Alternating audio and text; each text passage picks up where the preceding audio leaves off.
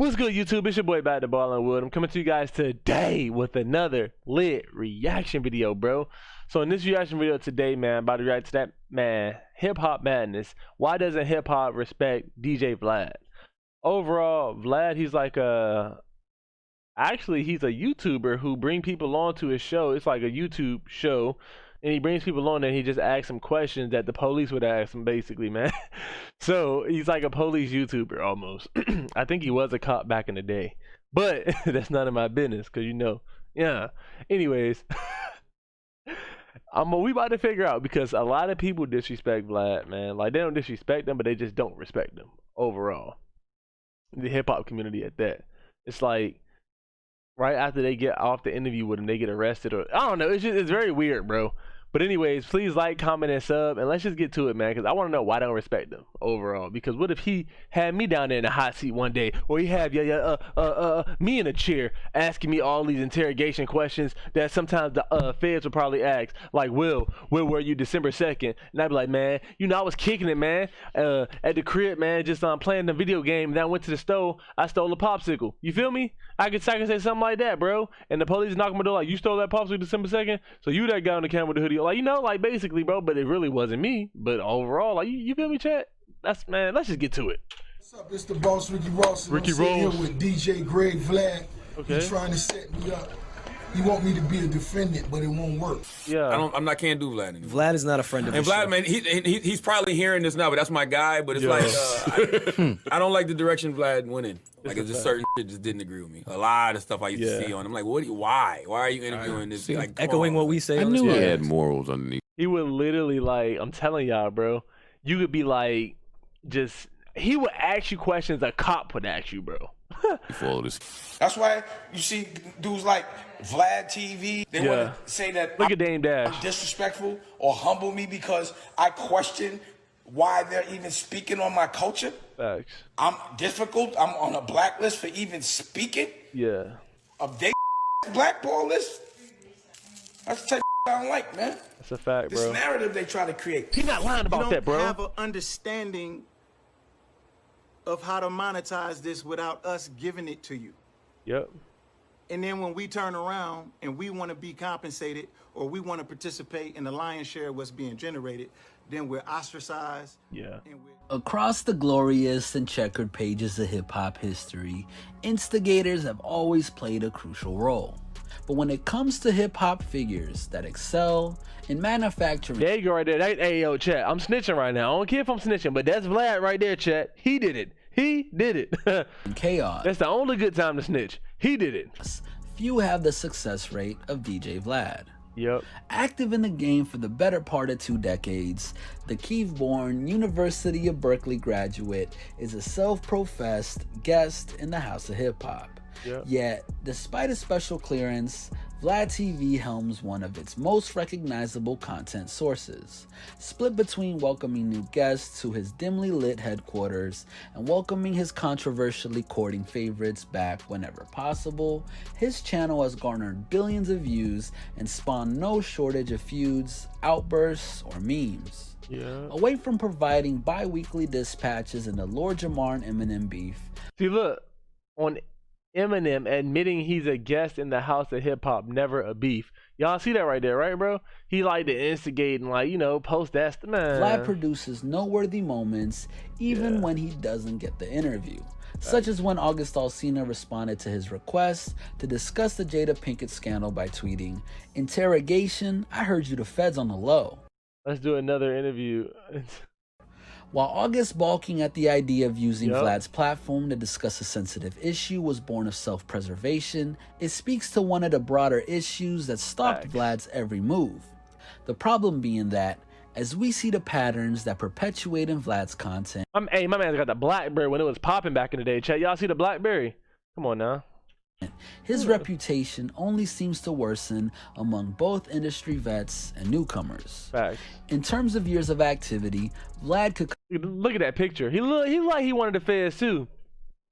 Chat, y'all see that? ...conceivably be seen as a vet in hip-hop, but instead, he's regarded to be something held at arm's length.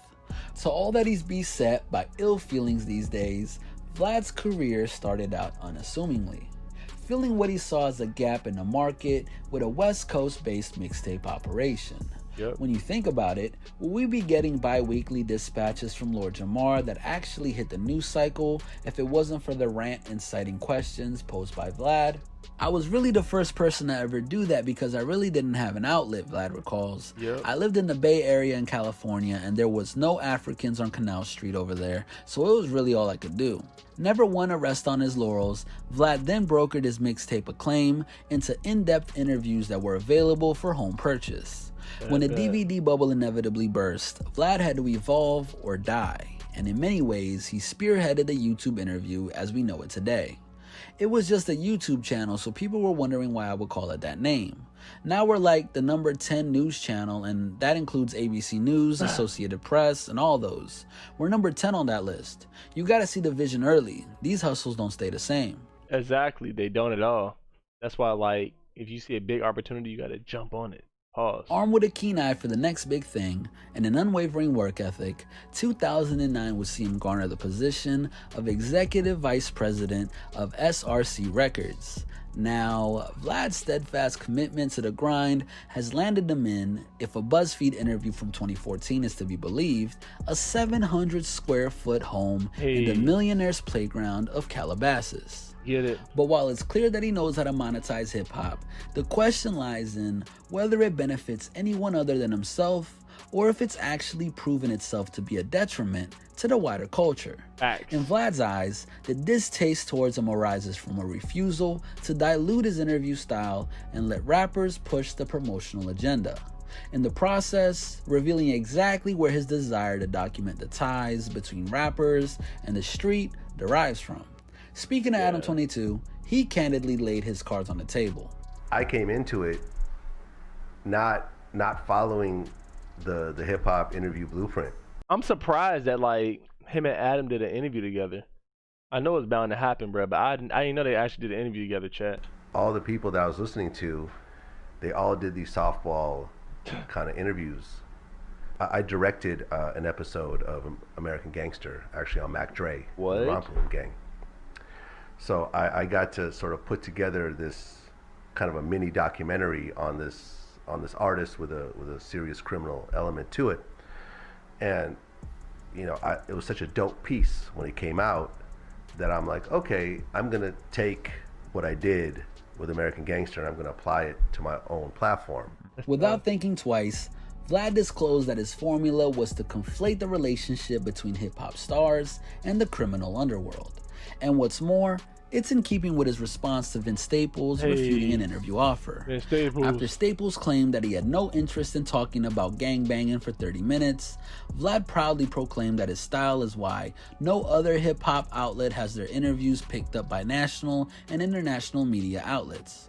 And while this may be true, it doesn't necessarily mean that it's getting reproduced for the right reasons. Vlad admits that he harnesses hip-hop's more explosive debates for financial gain. When asked why he constantly pushes hot-button issues such as homosexuality in hip-hop and gives problematic views a platform, his response was curt and business-oriented. Yeah. It'll get a lot of views and people talking, and subjects like that. I try to push them as hard as I can. Force him, bro. He forced him to snitch, bro. He's a fed, bro. Forthcoming as he may be about his reasoning, it hasn't prevented hip-hop from believing his conduct needs to be eradicated. I'm issuing a fatwa on DJ Vlad, said Jay Electronica in a lengthy drunken Twitter rant. That's right, I never liked you and your devilish energy. That's what's wrong with the game today. Ain't no consequences or accountability. Yep. Angered by Vlad's willingness to incite beef or profit from street drama, this is a common thread among many of the Rock Nation's signees fellow artists. Any you rappers new or old doing interviews with DJ Vlad, y'all looking real burnt. Y'all dealing with a rat and snitch, remarked Lil B in 2016. Lil B, Within minutes, his tweet was promptly co-signed by Young Thug. But where a string of MCs have voiced their displeasure with the video tycoon, some feel that Vlad couldn't be seen on an even keel within hip-hop after the Rick Ross. Bro, Rick Ross wasn't playing. He was pissed off about that, bro. Incident. Cited by avid critic Joe Budden earlier, the controversy stemmed from claims that Rick Ross and his team assaulted Vlad at the 2008 Ozone Awards. What? I didn't know that. Allegedly sparked by Rose's annoyance over questions about his correctional officer past, Vlad sued for $4 million, but the MMG mogul settled by paying $300,000 in damages. As an individual that covers breaking news in the hip-hop world, I'm grateful that the jury punished Rick Ross for setting me up. All I was doing was covering the news and making commentary, Vlad said after the verdict came to light. Although he may be happy to paint himself as the TMZ of hip-hop, this would all be well He definitely is, bro, if you think about it. and good if he stuck to reporting on entertainment. But where many of the objections against Vlad arise is from the fact that he doesn't just spark beef, but actively strives to align himself with the underworld. And across his vast catalog of videos, many believe that Vlad has made on-camera incrimination part. Bro, if they could just stop saying things, bro, like if the hip-hop like world could just like listen to him and he could be like, yeah, man, tell me about this right here. I'd be like, man, I don't know what you're talking about. And smile, well, yeah, like, what about this, right? Like, I don't know. I just keep saying you don't know what they're talking about, bro. Of his channel Standard Diet. Speaking during a recent interview, Griselda's Benny the Butcher encapsulated why this happens to artists as they begin to reach an attentive and worldwide audience for the first time. You got a dope platform out and it got a lot of views. A lot of my brothers can't handle that. You feel what I'm saying? It's almost sad. Let me ask you this. Now, if you got the platform and you know that, you know what I'm saying? Like, what make you ask those questions like that? In his defense, Vlad erratically drew upon the fact that he doesn't talk about open cases to justify it. Cutting to a clip where he tells the baby that they'll refrain from discussing his infamous Walmart shooting based on the fact that it was unresolved, he goes on to pad out his response. He did tell him that, though. And claims that they've actively turned down interviews for this reason. If true, this hardline stance means that he won't actively land anyone in jail. And in many ways, it could be argued that it's the least any reputable outlet could do, particularly. However, this because somebody could not have an open case, but that case could still be pending. Reluctance to actively pervert the course of justice doesn't account for the morality of rehashing the past. Facts. To the tune of millions of views, Vlad TV gleefully spotlights such harrowing stories as Casanova 12 inmates or Brian Glaze Gibbs 6 people. And while the morbidly intrigued audience that demands this content arguably... Wait, Casanova did what? And while the morbidly intrigued audience that demands this content arguably empowers him to do so, what's left out is that these tales don't exist in a vacuum. For evidence of how Vlad TV's actions impact others, look no further than Bankroll Fresh's family's objections to his interview with his friend No Plug.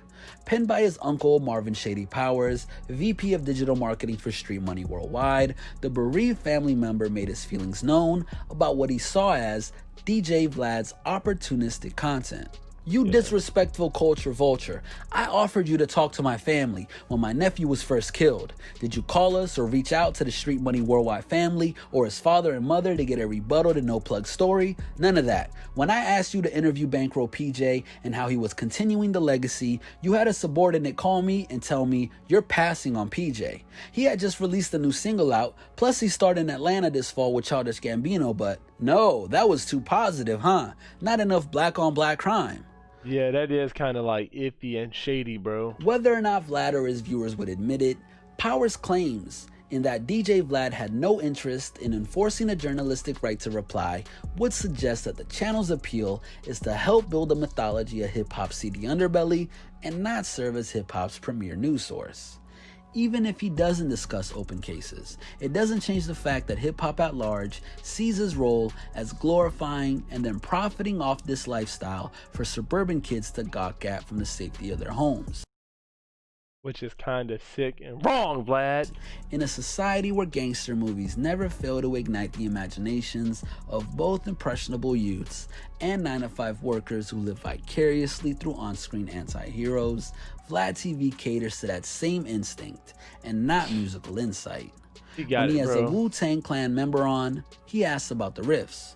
Upon finally interviewing Irv Gotti, he made a beeline straight for the federal case. Wow. In summary, a lot of his videos aren't about hip-hop.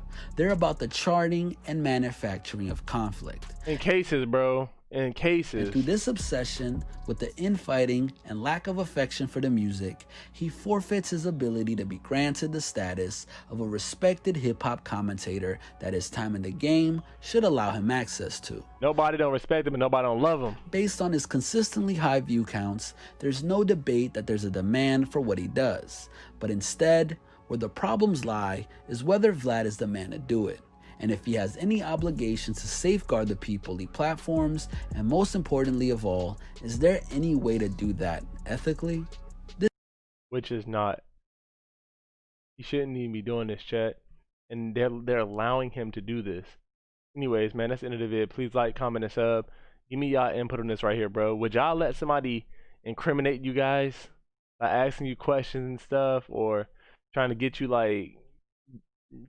to be the bait or the hot seat to set you up or something, bro?